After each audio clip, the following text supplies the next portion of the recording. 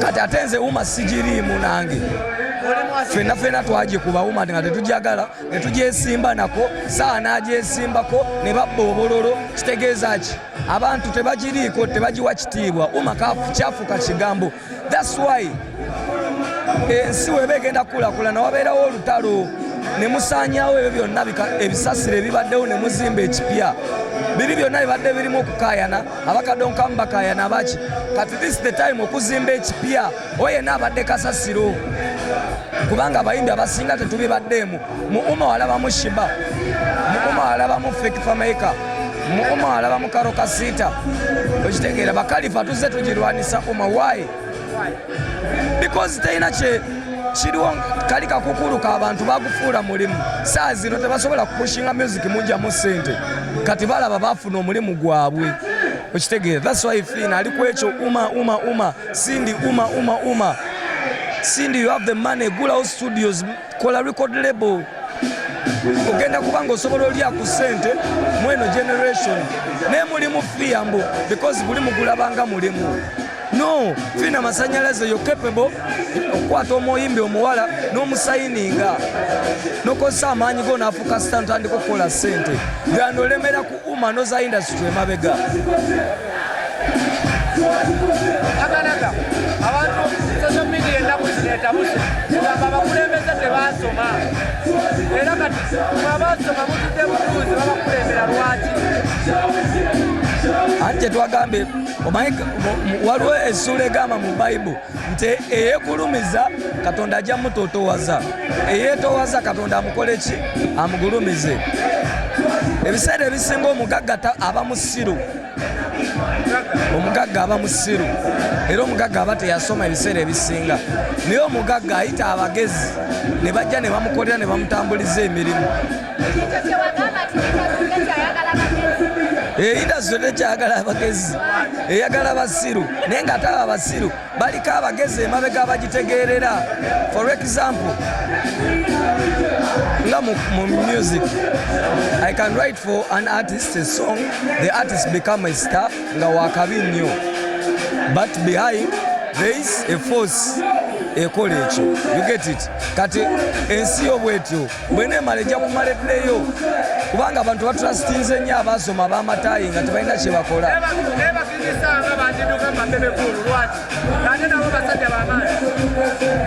Bulimu aba n'ensonga ze okitegeera. Kenza akiwambye nnyo naawe otyamu n'olaba nga omanyi bagamba nti olujja terubaamu oba mpanga bbiri ziba zeerumaluma kati Kenza afuuse empanga buli alinamu ku maanyi wasembu atuuka waali aba alina okwegoba kubanga amaanyi g'oli mangi timbebekulu watuuka wali Kenzo kati mazzi mawanvumu Kenzo mazzi mawanvumu naye omanyikiddwa ng'omusajja alina empaka atakulemberwa abantu bwasinga okusoma naye watondekwa ddi omutima otya omutima okuba nti shiba bagamba education y'entono Kenzo education y'entono oba oliawo n'abamuddiridde anti ekikulu si education kuba ntono ekikulu nti kati ffe abasoma tubeetoolodde ekitegedde kyekiri kyegambye nti bo bakulembeze naye omukulembeze oteekawo abaddukanya ebintu kati Kenzo. That's why nti ffe tuli 100% nga tukkiririza mu Kenzo nti tumukkiririza because tuli ready n'omuwa amagezi.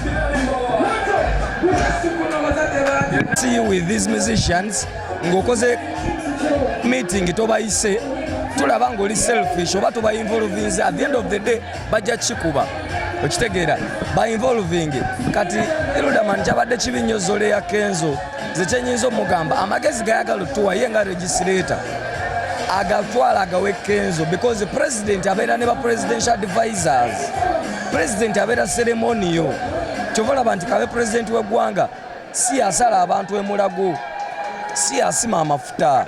Aganaga abantu beebuuza nti obukulembeze buno bwabulondewa because mwali mulondebwa public buli bamoya mwabulonda mu nkukutu mu bintu bye biti waliwo kye bayita delegation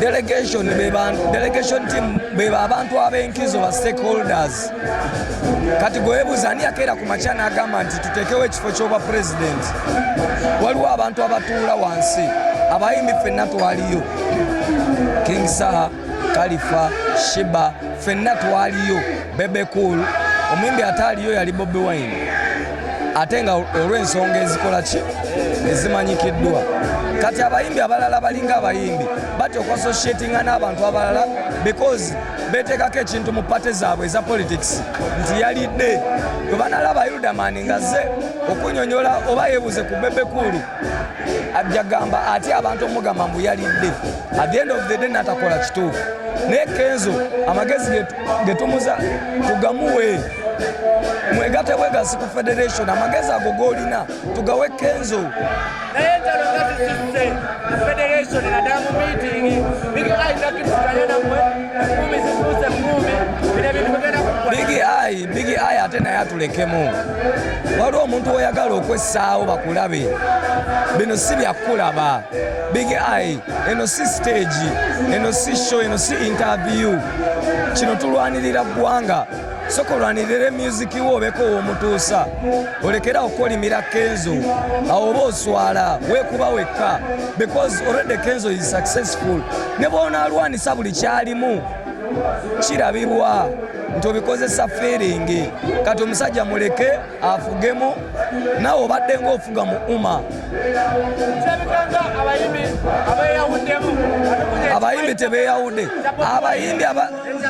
abayimbi abalina omugaso tebeeyawudde abatalina mugaso beeyawudde kubanga tugoberera demokrasi abangi gye bafoolinga abalina amaanyi gye bafoolinga mu society of 10 people when 8 people support you you're the right but in a society of 10 people and only 2 people are supporting you 8 are against you gwali mu nsobe now abali mu music fa abayimbi we believe Kenzo can make it if he made it n'agenda mu BET mu Grammys ng'abazitegeka bazungu aboogera oluzungu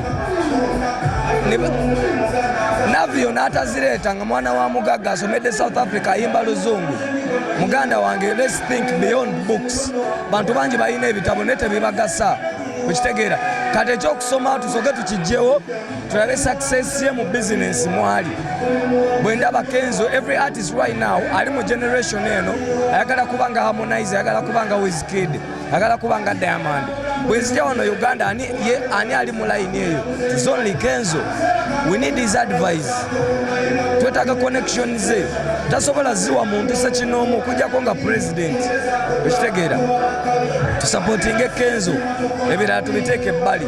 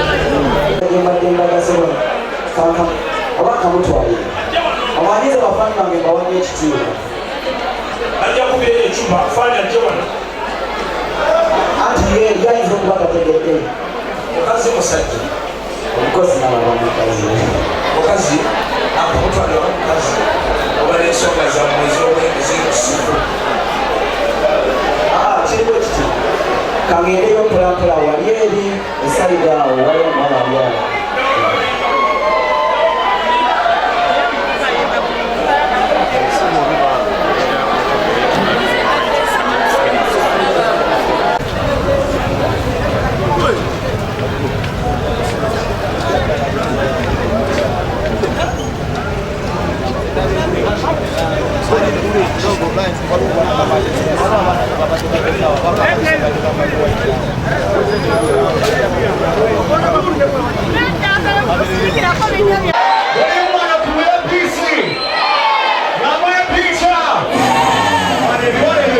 Picha!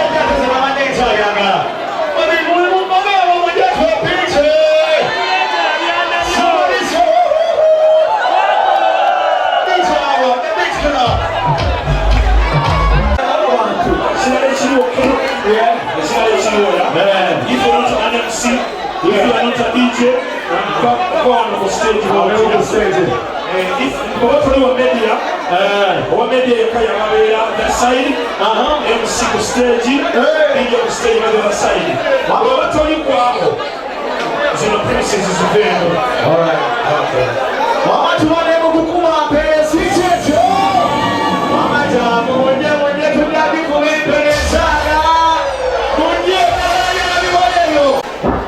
Nache, leaders today, you together, man, so.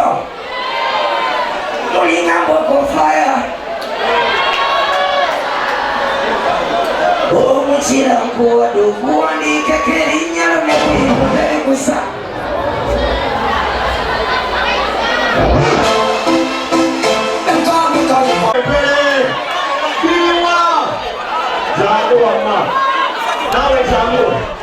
We come to the new time, security will stay you on the stage. Hold on. Chushi and Nansana, or Tamuchana, or Nakua, Rutina, Samia, Nakua Kilo, half a kilo. What was it? Okay, it's 1, 2, 3. DJ. Easy up, quick, we go. Let that hear me say to